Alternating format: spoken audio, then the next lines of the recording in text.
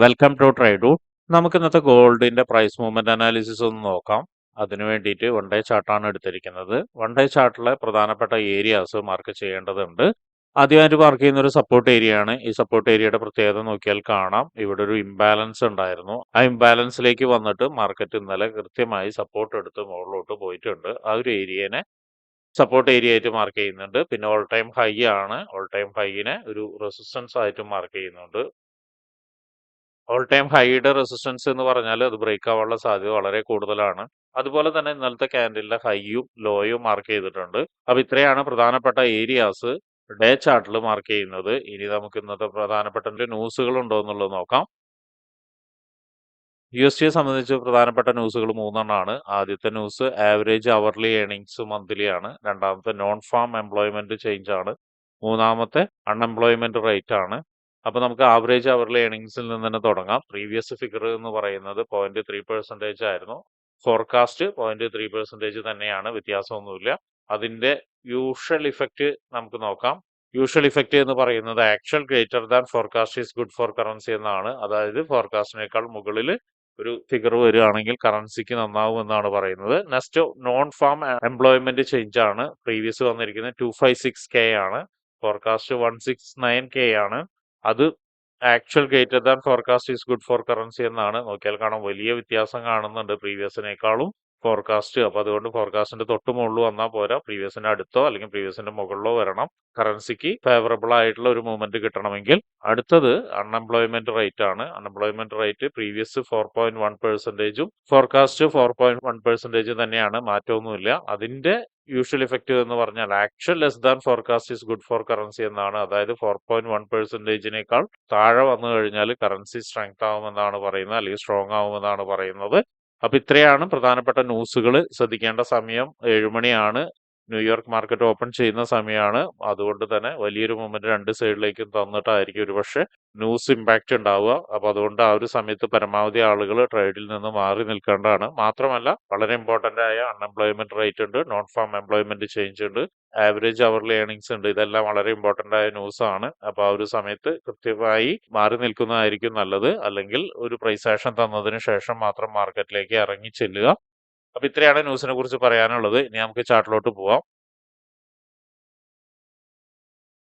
ചാർട്ടിലോട്ട് വരുന്ന സമയത്ത് ഇന്നലത്തെ ഹൈ ആണ് ഈ കാണുന്നത്. ഈ ഒരു ഹൈ അതുപോലെ തന്നെ ലോയാണ് ഇവിടെ ഉള്ളത്. ലോയ് നോക്കിയാൽ കാണാം, നേരത്തെ പറഞ്ഞ പോലെ തന്നെ ഇവിടെ ഒരു ഡേയുടെ ഇംബാലൻസ് ആയിരുന്നു. പക്ഷെ 1 അവറിലേക്ക് നോക്കുന്ന സമയത്ത് അവിടെ ഒരു സപ്പോർട്ട് ഉണ്ട്. അപ്പൊ അവിടെ നിന്നാണ് കയറി പോകുന്നത്. കയറി പോവുക എന്ന് മാത്രമല്ല, മാർക്കറ്റ് അത്യാവശ്യം സ്ട്രോങ് ആയിട്ടാണ് കയറി പോകുന്നത്. ഇവിടെ ഒരു വലിയൊരു ക്യാൻഡിലോട് കൂടിയിട്ടാണ് ഇപ്പൊ മാർക്കറ്റ് മുകളിലോട്ട് പോകാനുള്ള ഒരു ശ്രമം നടത്തുന്നത്. ഇനി 1 അവറിൽ മറ്റൊരു കാര്യം നോക്കിയാൽ കാണാം, ഇവിടെ ഒരു ട്രെൻഡ് ലൈൻ ഉണ്ട്. ആ ട്രെൻഡ് ലൈൻ ഒരു ബ്രേക്ക് തന്നിട്ടുണ്ട്. വളരെ സ്ട്രോങ് ആയിട്ടുള്ള ഒരു ക്യാൻഡിലോട് കൂടി ബ്രേക്ക് തന്നിട്ടുണ്ട്. അതുപോലെ തന്നെ 1 അവറിന്റെ മറ്റൊരു പ്രധാനപ്പെട്ട ഏരിയ എന്ന് പറയുന്നത് നേരത്തെ വരച്ചിരിക്കുന്ന അല്ലെങ്കിൽ ഇന്നലത്തെ ഹൈ ആണ്. ആ ഒരു ഹൈനെ മാർക്ക് ചെയ്ത് ഇടുന്നുണ്ട്. ഇനി താഴോട്ടേക്ക് വരുന്ന സമയത്ത് മറ്റൊരു പ്രധാനപ്പെട്ട ഏരിയ എന്ന് പറയുന്നത് ഇവിടെയാണ്. ഇവിടെ നോക്കിയാൽ കാണാം, മൾട്ടിപ്ലൈ മാർക്കറ്റ് വന്നിട്ട് സപ്പോർട്ട് എടുത്ത് മുകളിലോട്ട് പോയ ഏരിയ ആണ്. അപ്പൊ അതിനെയും മാർക്ക് ചെയ്തിടുന്നുണ്ട്. അപ്പൊ ഇത്രയാണ് 1 അവറിൽ പ്രധാനപ്പെട്ട ഏരിയാസ് മാർക്ക് ചെയ്യുന്നത്. ഇനി നമുക്ക് 50 മിനിറ്റ്സിലോട്ട് പോയിട്ട് എൻട്രി സാധ്യതകൾക്ക് ഒന്ന് നോക്കാം. 50 മിനിറ്റ്സിലോട്ട് പോകുന്ന സമയത്ത് ട്രെൻഡ് ലൈൻ ഒന്ന് അഡ്ജസ്റ്റ് ചെയ്ത് വെക്കുന്നുണ്ട്. നോക്കിയാൽ കാണാം, നല്ലൊരു ബ്രേക്ക്ഔട്ട് ട്രെൻഡ് ലൈൻ നല്ലൊരു ബ്രേക്ക്ഔട്ട് തന്നിട്ടുണ്ട്. ബ്രേക്ക്ഔട്ട് തന്നിട്ട് അവിടേക്ക് റീടെസ്റ്റ് വന്നിട്ടില്ല. അപ്പൊ റീടെസ്റ്റിനുള്ള സാധ്യത കാണുന്നുണ്ട്. അങ്ങനെയാണെങ്കിൽ ഈ ഒരു ഏരിയയിലേക്ക് റീടെസ്റ്റ് വരാനുള്ള ഒരു സാധ്യത കാണുന്നുണ്ട്. അപ്പോൾ ഇവിടെ മറ്റൊരു പ്രധാനപ്പെട്ട ഏരിയ ശ്രദ്ധിക്കേണ്ടതെന്ന് വെച്ചിട്ടുണ്ടെങ്കിൽ നോക്കിയാൽ കാണാം, ഇവിടെ ഒരു റെസിസ്റ്റൻസ് എടുത്ത് താഴോട്ടേക്ക് വന്നതാണ്. പിന്നെ ഇവിടേക്ക് മുകളിലോട്ട് പോകുന്ന സമയത്ത് ഇവിടെ കുറച്ച് നേരം ഒരു കൺസോൾട്ടേഷൻ ചെയ്തിട്ട് ബ്രേക്ക് ചെയ്താണ് വീണ്ടും വരുന്ന സമയത്ത് കാണാം, ഇവിടെ ഒരു റെസിസ്റ്റൻസ് എടുത്തിട്ടുണ്ട്. അപ്പൊ ആ ഒരു ഏരിയ അത്യാവശ്യം ഇമ്പോർട്ടന്റ് ആയ ഏരിയ തന്നെയാണ് എന്നാണ് മനസ്സിലാക്കുന്നത്. അപ്പൊ അതുകൊണ്ട് ഈ ഒരു ഏരിയനെ ഒരു സപ്പോർട്ട് ഏരിയ ആയിട്ട് വീണ്ടും മറിക്കുന്നുണ്ട്. 50 മിനിറ്റ്സിന്റെ സപ്പോർട്ട് ഏരിയ ആണ്. അപ്പോൾ 50 മിനിറ്റ്സിലോട്ട് ഇനി ഈ ഒരു ഏരിയയിലേക്ക്, അതായത് ഈ ഇപ്പം നേരത്തെ വരച്ചിരിക്കുന്ന ഈ ഒരു പോയിന്റിലേക്ക്, എക്സ്പെഷ്യലി ഈ ഒരു ക്യാൻഡിലേക്കൊക്കെ ഇറങ്ങുന്ന സമയത്ത് നമുക്കൊരു ബൈ എൻട്രി നമുക്ക് ഇവിടെ നിന്ന് പ്ലേസ് ചെയ്യാം. അപ്പൊ അങ്ങനെയാണെങ്കിൽ ഈ റെസിസ്റ്റൻസിലേക്ക് കിട്ടാനുള്ള സാധ്യത വളരെ കൂടുതലാണ്. ഇനി മാർക്കറ്റ് ഇവിടേക്ക് എത്തി, അതായത് ഈ റെസിസ്റ്റൻസിലേക്ക് എത്തിക്കഴിഞ്ഞതിന് ശേഷം വലിയൊരു ക്യാൻഡിലോട് കൂടിയാണ് താഴോട്ടേക്ക് ബ്രേക്ക് ചെയ്ത് വരുന്നുണ്ടെങ്കിൽ പരമാവധി ഇവിടുന്ന് എടുക്കാതിരിക്കുകയായിരിക്കും നല്ലത്. ഒരുപക്ഷെ ഈ ഒരു ട്രെൻഡ് ലൈൻ ബ്രേക്ക് ചെയ്ത് വരാം. അങ്ങനെ ബ്രേക്ക് ചെയ്ത് വരികയാണെങ്കിൽ മറ്റൊരു ഇമ്പോർട്ടൻ്റ് ആയ ഏരിയ എന്ന് പറയുന്നത് ഇവിടെയാണ്. ഇവിടെ ഓൾറെഡി സപ്പോർട്ട് എടുത്തതാണ്, എങ്കിലും ഒന്ന് മാർക്ക് ചെയ്ത് വെക്കുന്നത് നന്നായിരിക്കും.